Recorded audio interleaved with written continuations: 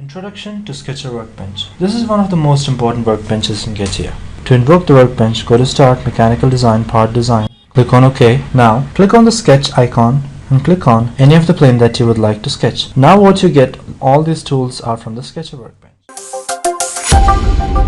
How engineers do it.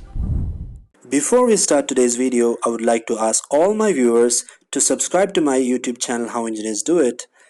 Share the video among all of your friends and also hit the bell icon to never miss another update. We have different options to draw a line or a rectangle, circle, etc. in the profile toolbar. This helps us to create geometries, and we have a constraint toolbar in order to give length, angle and all other dimensions for our sketch. And we have other toolbar, operations toolbar and other toolbars, which helps us to give mirrors and which helps us to trim and makes our sketching work more easier. We could also create geometries without tools like corner or chamfer, but it might take longer time. That's the reason why we use these tools in order to make our sketching work more easier. Finally, after going through all of these tools, we will do an exercise which will help you to develop the sketching skills. Thank you so much for watching. Let's see what's on the next tutorial.